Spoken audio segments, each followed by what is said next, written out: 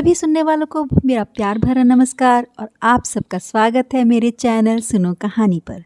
तो आज की कहानी बहुत ही इंटरेस्टिंग होने वाली है। आज की कहानी का शीर्षक है बुद्धिमान।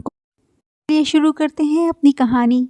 और बात बहुत पुराने दिनों की है, जहाँ पर एक नगर में एक बहुत बड़े व्यापारी रहा करते थे और जिनकी बुद्धिमानी की प्रशंसा दूर दूर तक फैली हुई थी। एक दिन उन्हें उस राज्य के राजा ने बुलाया। वो व्यापारी राजा के सामने पहुँचे तो राजा ने कहा, आओ महाशय आओ, मैंने आपकी बुद्धिमानी की प्रशंसा बहुत दूर दूर तक से सुनी हुई है, लेकिन ये महाशय ये बताएं कि आपका पुत्र इतना बेवकूफ़ कैसे हो गया, इतना मूर्ख कैसे है।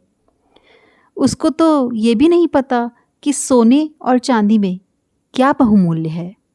यह सुनकर व्यापारी को बहुत बुरा लगा कि राजा ने भरी सभा में उसके पुत्र को अपमानित किया।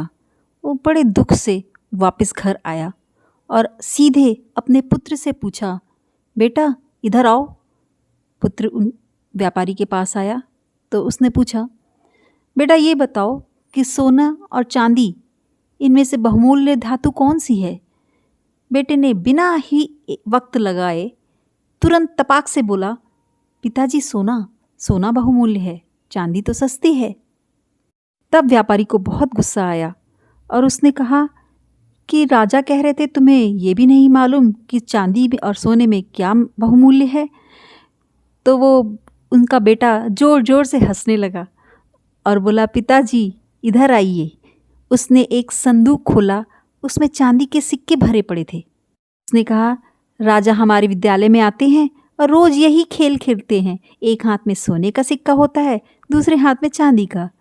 और जब भी मुझसे पूछते हैं कि बताओ इसमें से कौन बहुमूल्य है, मैं बोल देता हूँ चांदी का, तो वो हा हा करके हंसते हैं और वो चांदी का सिक्का मुझे दे देते हैं। मेरे पास इतने सारे सिक्के जमा हो गए चांदी के। पर आपको क्या एक बात पता है कि जिस दिन मैंने उनसे कहा कि सबसे बहुमूल्य धातु सोना है, उस दिन मुझे वो सोने का सिक्का तो मिल जाए शायद, लेकिन खेल उसी दिन ख़त्म हो जाएगा। बेटे की बात सुनकर बहुत खुश हुए। बोले, बेटा तुम बहुत बुद्धिमान हो, मुझे तुम पर नाज है। मैं धीरे से बोला, पिताजी बुद्धिमान दिखना ज़रूरी नहीं है, बुद्धिमान होना ज़रूरी होता है।